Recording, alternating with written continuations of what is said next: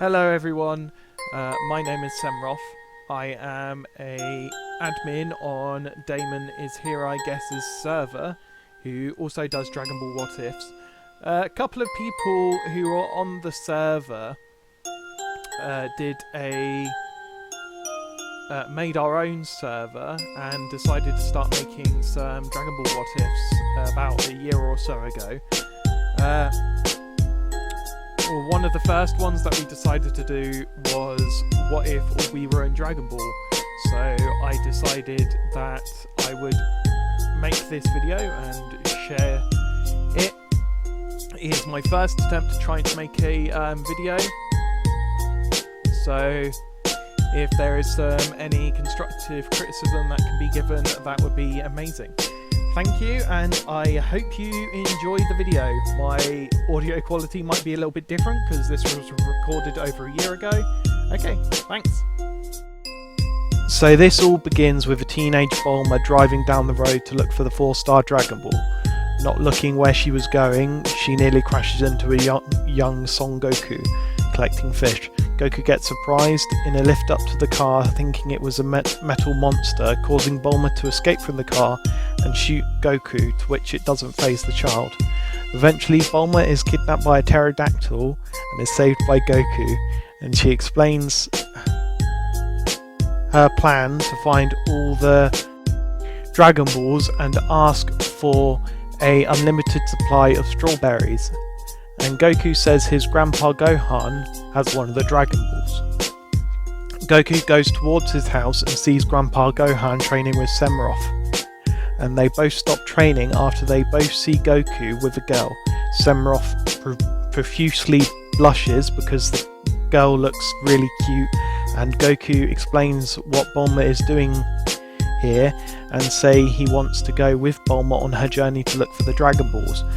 Semroth says he wants to tag along because he was just coming of age, being around 17, and he wanted to see what happens when all 7 Dragon Balls are recovered. Gohan agrees to give Goku the ball and tells him that Goku should tell him what happens as well. Due to training under Gohan,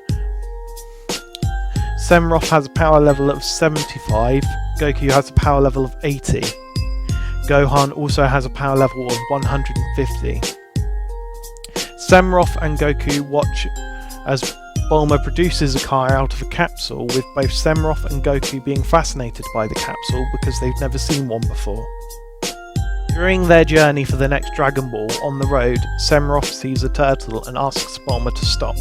Semroth asks why the turtle was there, and he says he got lost and wants to head to the seaside because he wants to go home. Semroth asks Bulma if they can take him there because the Dragon Radar says there is a Dragon Ball off in that direction anyway, so he agrees and they return the turtle home.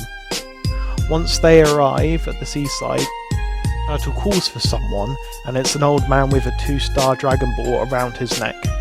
Bulma asks if they can have the ball, and the old man says yes, if she will show him her panties, and she agrees and blushes profusely after she does it. After showing the old man her panties, the old man introduces himself as Master Roshi, who both Semroth and Goku recognise as Gohan's teacher. They say they are students and grandson for Goku of Son Gohan, surprising Roshi, to which he says he has a student as well, to which he calls over so he can test the mettle of Son Gohan's students. Roshi's power level at this time is 100 suppressed, 200 is his standard base power, and 300 is his muscle form. Akiza, Roshi's student, has a power level of 180.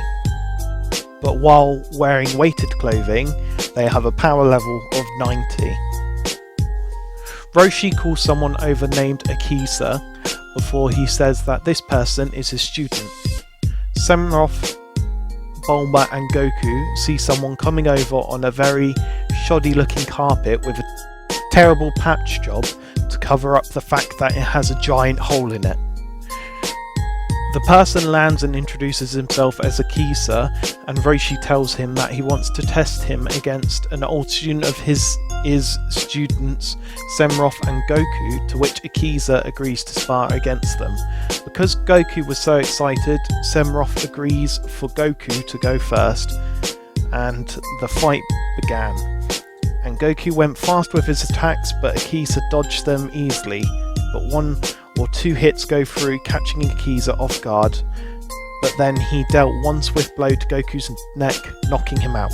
Semroth, surprised someone was able to beat Goku so easily, was told by Master Roshi to come up to the plate. Gulping, Semroth went up and he saw a bead of sweat come down from Akiza's forehead. Semroth, seeing this as a fact that he was tired, took it as his chance and dealt a massive blow to Akiza's gut, winding them, but then Akiza dealt the same attack to Semroth, knocking him out as well. After the fight, Akiza was holding onto his gut, surprised by Semroth's physical strength, but having Bulma left in shock of both of her friends knocked out, she didn't believe anyone could be that strong. Roshi smiled his crooked smile, being impressed by Gohan's students, and then he waited until they reawoke, and then he suggested something for battling his student. First was the magic carpet that Akiza brought over, but as he said that, the patch job fell off, leaving the huge hole left wide open. Second was the immortal phoenix, but both the turtle and Akiza said that he died last year due to food poisoning. Before finally Roshi recommended the flying nimbus, to which someone with a pure heart could ride. First Roshi tried and fell through, then Bulma to the same result, and finally Goku was able to sit on it, and Semroth, who could also ride it. Goku and everyone thanked Master Roshi, and they said they might come back to train with them after they found all the Dragon Balls before they left on the flying nimbus for Goku and a car for Bulma and Semroth. After a couple of days on the road, Goku, Bulma and Semroth stopped at a nearby village, and while they would find out about someone stealing women from that village while they were over there, causing Bulma to get upset, and Semroth goes to comfort her. Goku sees that people are upset and decides to help the village by disguising as a girl, and waiting until a giant robot comes along and people confirm it as the terrible Oolong. And Goku quite easily beats him up, causing the robot to turn back into a pig person and cower in fear, and Goku asks him to bring him to the girls. After Oolong brings them to his mansion, they find out the girls are enjoying it there, but Goku and the gang decide to bring the girls back to show everyone that they are okay. Once they return to the village, an old lady comes and gives Goku the 6-star Dragon Ball as thanks for defeating Oolong. Bulma then tricks the young Oolong to come along, with her feeding him a spiked sweet. Goku and the gang need to cross the desert to get to the next Dragon Ball during their travels. Their car breaks down, causing them to begin to walk. During the walk, Goku begins to get hungry, causing him to get drained. During his hunger, the gang is ambushed by the desert bandits Yamcha, Aaron and Hua. While Bulma goes to pee, Goku and Semroth, still not fully recovered from their injuries but not wanting to let their friends get hurt, step up to the podium, with Yamcha fighting Goku and Aaron fighting Semroth. Eventually, due to his sluggish nature of being hungry and injured, Goku is quite easily defeated, but when Bulma comes back after peeing, she is spotted by Yamcha, and due to his innate fear of girls, he flees. After Goku notices Semroth being beaten by Aaron, he steps in and now with 2 against 1, Aaron gets scared, and that causes him to flee as well. Confused in what happened, Bulma sees the 2 boys injured and decides to set up a capsule house for the night. During the night, both Yamcha and Aaron stalk around the house and overhears about the Dragon Balls and the fact they could grant wishes. This causes them to think up a plan, following them until they have all 7 Dragon Balls. The next day, Goku and the gang begin to follow the Dragon Radar and come across Fire Mountain. Goku and Semroth split up to find the Dragon Ball and Goku finds Chi-Chi. Being oblivious, he agrees to marry Chi-Chi, thinking marriage is food. Semroth comes face to face with the Ox King, scaring him, but then he finds out the Ox King is friendly and that he owns Fire Mountain and there is a Dragon Ball in there. Semroth asks Ox King if there is a way to help, and he finds Ox King is a student of Master Roshi, and he remembers that there was an object known as the Bancho fan in his possession and that it could put out the fire. Goku arrives with Chi-Chi, reuniting father and daughter as Semroth goes off on the flying Nimbus to Master Roshi's to retrieve the Bancho fan. Once Semroth arrives, he is given the Bancho fan by Master Roshi and then returns to Fire Mountain along with the Bancho fan. And the strength of the Ox King, Fire Mountain is completely extinguishing, allowing the Ox King to grab the 7-star Dragon Ball as thanks for saving his fortune. Goku and the gang are fast approaching the final Dragon Ball, and it hasn't moved, so they decide to stop at a nearby village.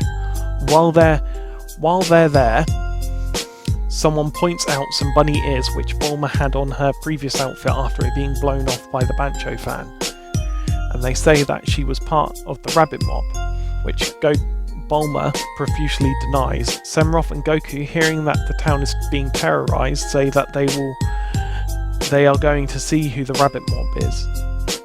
A couple hours later, 2 fully grown men come into town and begin shooting their guns in the air, asking for payment for the rabbit mob, to which Goku and Semroth beat both men easily. The men scoff, calling Monster Carrot.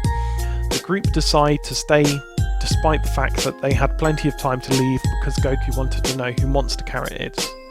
After a couple hours, Monster Carrot arrives at the village and steps out of a car, which they find out Monster Carrot turns out to be a rabbit-human hybrid. He lets out his hand for a shake, but Bulma smacks it away. Unfortunately, Bulma touches Monster Carrot and turns into a carrot.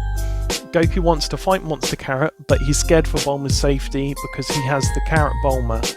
Luckily, Yamcha and Aaron arrive and are able to distract Monster Carrot enough to get Carrot Bulma. Unfortunately, during the commotion, Shu and Mai of the Pilaf gang, who had been following them for days, stole all of Goku's gang's Dragon Balls. Once Goku knows Bulma is safe, Goku uses his power pole to easily defeat Monster Carrot. Once Goku has defeated Monster Carrot, he orders him to turn Bulma and everyone else back from carrots. And once he does, Goku uses his power pole to send the rabbit mod to the moon, and he told Semroth to remind him in a year because he left them there for that long.